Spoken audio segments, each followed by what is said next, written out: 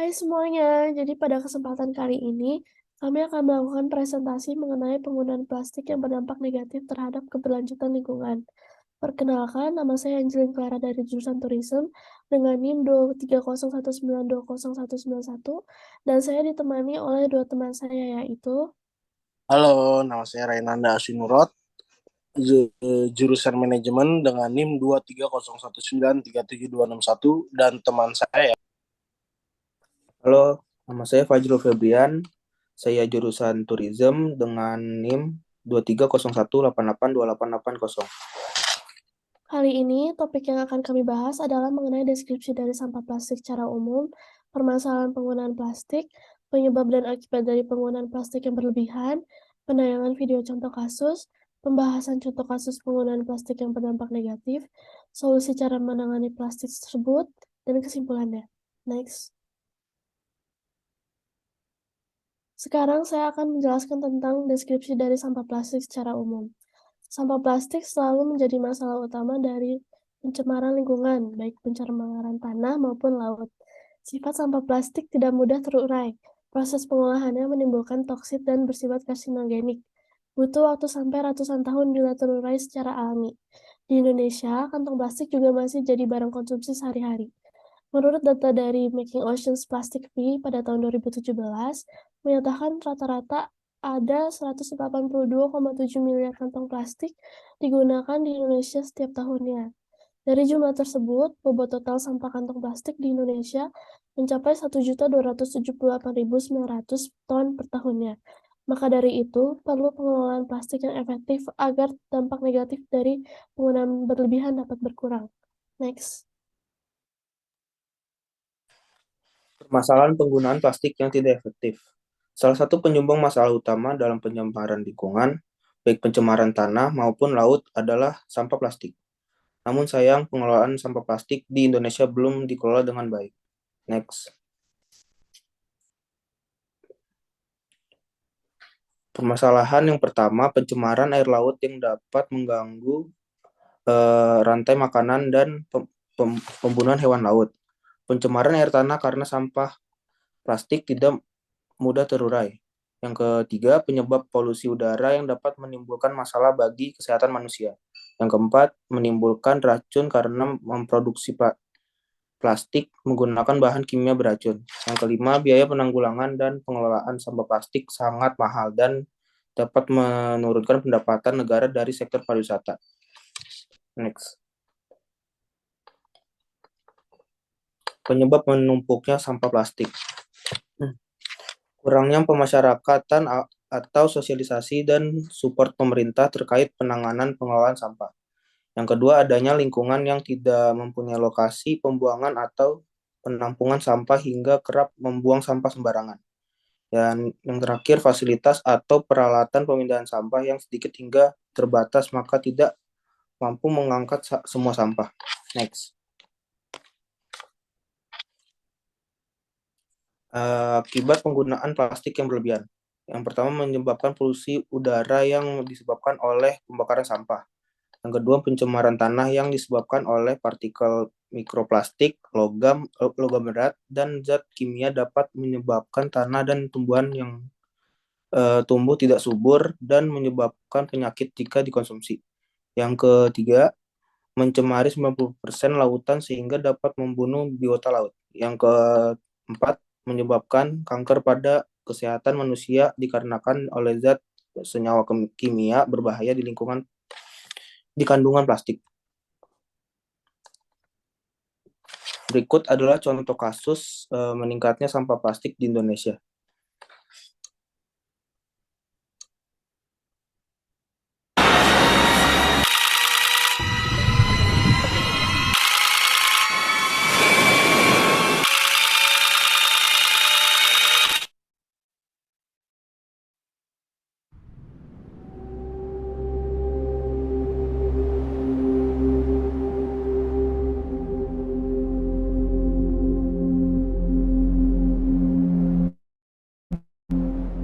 Sampah plastik menjadi permasalahan lingkungan secara global dari masa ke masa. Materialnya yang membutuhkan waktu lama untuk terurai, membuat limbahnya kerap menumpuk berpuluh-puluh tahun serta mencemari lingkungan.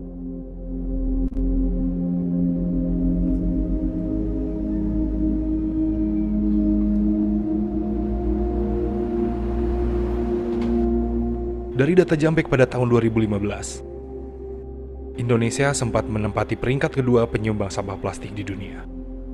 Sebanyak 10,1% sampah plastik di dunia yang tidak terkelola berasal dari Indonesia. Data Dinas Lingkungan Hidup DKI Jakarta di tahun 2019 menunjukkan sampah DKI Jakarta dalam satu hari bisa mencapai 7.500 ton. 14% dari jumlah tersebut atau sekitar 1.000 ton merupakan sampah plastik yang didominasi oleh plastik sekali pakai. Polemik sampah plastik ini berujung pada kebijakan pemerintah DKI Jakarta yang melarang penggunaan kantong plastik mulai 1 Juli 2020. Peraturan Gubernur nomor 142 tahun 2019 mengatur tentang kewajiban penggunaan kantong belanja ramah lingkungan pada pusat perbelanjaan dan toko swalayan serta pasar rakyat. Nah, aturan ini berlaku mulai 1 Juli. Jadi ini bagian dari usaha kita untuk mengubah perilaku agar setiap orang, setiap kegiatan di Jakarta memperhitungkan sustainable development.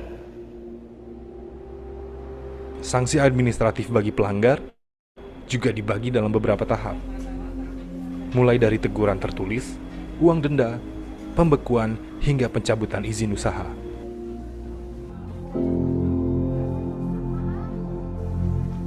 Kami mendatangi salah satu pasar tradisional di Bilangan, Jakarta Selatan, untuk melihat seberapa efektifkah pelarangan penggunaan kantong plastik ini di masyarakat. Ya sebenarnya bagus sih, cuman kita tuh kan kalau tiba-tiba begini kan harusnya sebelumnya ada sosialisasi dulu, istilahnya persiapan dulu lah gitu. Nah, jadi kalau tiba-tiba barang kita buat bungkusnya belum ada, mau diapain? Saya plastik yang dulu masih ada sih, cuman sekarang saya udah pakai koran dulu, sementara beli yang saon-saon. Kalau yang beli banyak-banyak kan dikumpul-kumpulin di koran, nih segini, ini dikit-dikit kan, dikumpulin jadi satu, dan satu beli 3.000. Nah setelah itu saya bilangin sama dia, tolong kalau setiap hari ke pasar, tolong dibawa tas. Oh, Bapak juga mengimbau ke pembeli? Iya, jadi supaya Awalnya kan karena sebelum-sebelumnya memang kita udah biasa, apalagi masyarakat Indonesia kan udah biasa pakai kantong kresek ya. Jadi kayak, kita harus bawa kantong plastik sendiri ya. Jadi memang kalau belanja kemanapun aku pasti selalu, meskipun dari mulai hari ini sih sebenarnya udah beberapa bulan yang lalu, apalagi sebelum PSBB juga udah bawa kantong sendiri. Nah, dibilang menyulitkan enggak, tergantung pribadinya sendiri ya. Kalau memang karena kan kita lihat sendiri sampah plastik di mana-mana ya. Jadi daur ulangnya juga susah dan sebagainya. Jadi ya memang dari pihak masyarakatnya sendiri yang harus lebih paham ya. Ini kan baik buat kita semua gitu. Jadi aku rasa nggak masalah sih.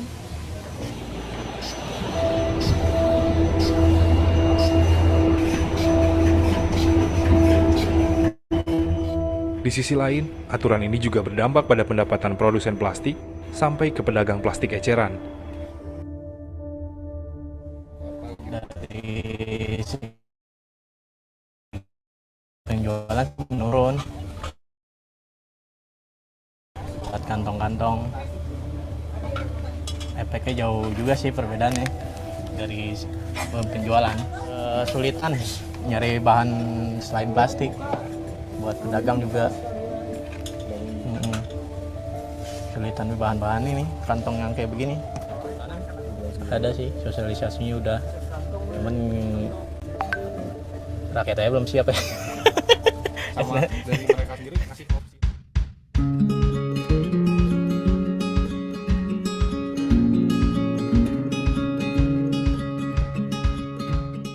Berbeda dengan The Bulk Store & Co. Toko yang menerapkan konsep berbelanja tanpa plastik sejak awal dibuka ini menyambut kebijakan pemerintah Provinsi DKI ini dengan baik. Sebenarnya kita kan memang memberikan sebuah solusi dengan adanya atau tidak adanya peraturan itu sih sebenarnya. Cuman kita senang banget.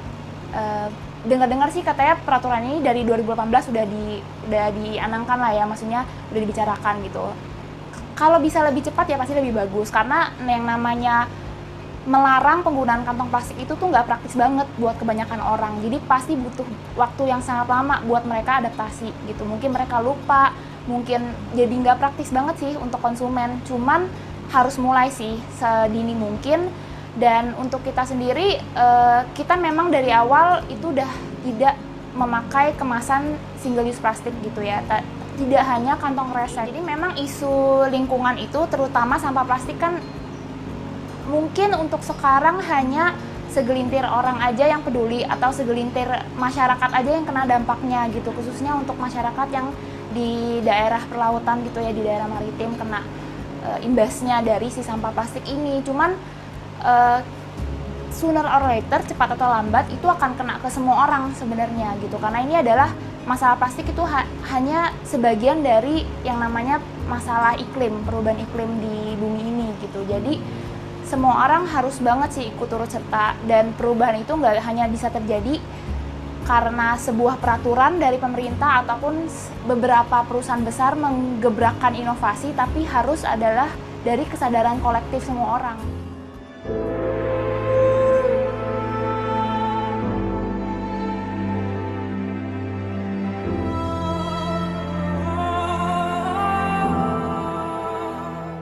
Limbah plastik menjadi masalah yang terus membesar bila tidak ditanggulangi dengan baik sejak dini. Aturan pelarangan penggunaan kantong plastik diharapkan dapat menggeser budaya masyarakat dalam menggunakan kantong plastik sekali pakai.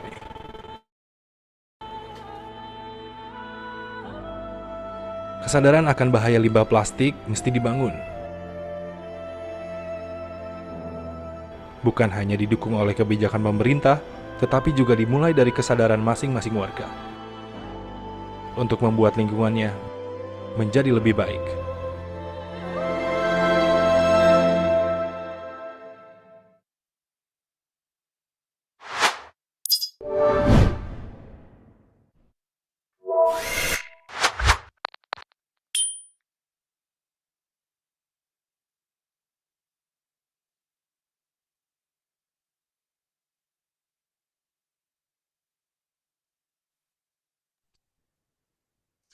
Ya, tadi merupakan contoh video kasus dari penggunaan sampah plastik yang berlebihan. Berikutnya saya akan menjelaskan tentang cara mencegah dan penanganan penggunaan plastik. Oke. Indonesia menempati urutan keempat populasi terpadat di dunia. Dengan banyaknya populasi, dapat dibayangkan sampah yang dihasilkan dari aktivitas manusia setiap harinya. Indonesia diperkirakan menghasilkan 64 juta ton sampah setiap tahun. Berdasarkan data Kementerian Lingkungan Hidup dan Kehutanan, pada tahun 2019, komposisi sampah didominasi oleh sampah organik, yakni mencapai 60% dari total sampah. Namun kita dapat mengakali dengan memanfaatkan sampah anorganik sehingga jumlah sampah setiap tahunnya dapat berkurang. Menurut Sustainability West Indonesia, melalui survei yang dilakukan bahwa sebanyak 20,57% sampah plastik atau sekitar 4.525 ton sampah per bulan di Jakarta berasal dari bahan plastik. Penerapan sistem menjadi salah satu solusi dalam menjaga lingkungan yang murah dan mudah untuk dilakukan dan diterapkan. Penerapan 6R ini juga dapat dilakukan oleh setiap orang dalam kegiatan sehari-hari. 6R terdiri dari reuse, reduce, recycle, repair, replace, dan refill. Penerapan prinsip 6R dilakukan berurutan, Hal ini karena berkaitan dengan keberlanjutan dan efisiensi. Oke, pertama ada reuse, yang mana reuse ini memanfaatkan ulang, yaitu menggunakan kembali barang bekas tanpa pengolahan bahan untuk tujuan yang sama atau berbeda dari tujuan asal atau awalnya. Misal, kaleng bekas minuman dapat digunakan sebagai tempat pensil. Kotak bekas sepatu dapat digunakan kembali sebagai tempat menyimpan surat. Yang kedua dari recycle, yaitu atau mengolah kembali, yaitu kegiatan yang memanfaatkan barang bekas dengan cara mengolah materinya untuk digunakan lebih lanjut. Kertas daur ulang dan kompos merupakan contoh hasil kegiatan recycle. Yang ketiga ada reduce, atau mengurangi, yang mana semua bentuk kegiatan atau perilaku yang dapat mengurangi produksi sampah. Yang keempat ada replace, yang mana menggantikan dengan bahan yang dapat dipakai ulang adalah upaya mengubah kebiasaan yang dapat mempercepat produksi sampah, terutama sampah yang mengurangi sifat sukar diolah dan berbahaya. Contohnya adalah mengganti kebiasaan memakai kantong plastik dengan kertas atau daun. Yang kelima ada refill, yang mana refill ini mengisi kembali wadah-wadah produk yang dipakai, misalnya membeli minyak goreng, sabun yang memiliki wadah, pada kesempatan berikutnya, belilah hanya isinya, karena wadahnya sudah tersedia. Membeli isinya saja, harganya saja sudah lebih murah, karena produsen menghitung harga penjualan barang dengan memasukkan biaya kemasan barang tersebut. Yang terakhir ada repair. Repair merupakan melakukan pemeliharaan atau perawatan agar tidak menambah produksi limbah. Contohnya menggunakan peralatan rumah tangga yang terbuat dari plastik atau pecah belah dengan hati-hati sehingga tidak cepat rusak. Penerapan prinsip 6R ini merupakan langkah sederhana yang dapat kita lakukan untuk bumi kita. Dengan membangun hal-hal sederhana seperti ini, diharapkan generasi selanjutnya dapat menghargai dan menerapkan kesadaran lingkungan. Di negara-negara maju, tindakan tersebut ialah sudah diterapkan pada masyarakat di sana. Sudah selayaknya kamu sebagai pelajar menerapkan pola hidup mengurangi limbah dalam kehidupan sehari-hari dan memberikan contoh pada masyarakat sekitar. Kesimpulan dari kelompok kami, yaitu dalam kehidupan sehari-hari, tidak dapat dipungkirin bahwa plastik merupakan produk yang paling banyak digunakan masyarakat. Dengan berbagai produk dan jenisnya, ternyata plastik pun dapat menimbulkan dampak negatif bagi kehidupan masyarakat. Untuk meminimalisir bahaya plastik, ada berbagai alternatif produk lain yang dapat digunakan sebagai pengganti plastik. Misalnya tas anyaman dapat dipakai sebagai pengganti kantong kresek yang biasa digunakan saat kita membawa suatu barang. Yang kedua, peralatan makan dan minum yang terbuat dari stainless steel. Yang mana produk tersebut dapat digunakan sebagai pengganti peralatan makan minum yang terbuat dari produk plastik. Memang pada awalnya, plastik menawarkan manfaat yang cukup besar untuk masa depan, tetapi seiring berjalannya waktu, terbukti bahwa pendekatan yang ada saat ini terhadap produksi, penggunaan, dan pembuangan plastik yang tidak berkelanjutan justru menghadirkan kekhawatiran bagi manusia dan lingkungan. Manusia sudah seharusnya menyadari betapa pentingnya peran moral terhadap kelestarian alam dengan menerapkan konsep sustainable development dengan pola pemikiran ekosentris demi keberlangsungan lingkungan hidup di masa yang akan datang. Sekian video presentasi dari kami. Besar harapan kami bahwa video ini dapat memberikan gambaran bagaimana penggunaan plastik yang berlebihan dapat memberikan dampak negatif terhadap keberlanjutan lingkungan. Terima kasih.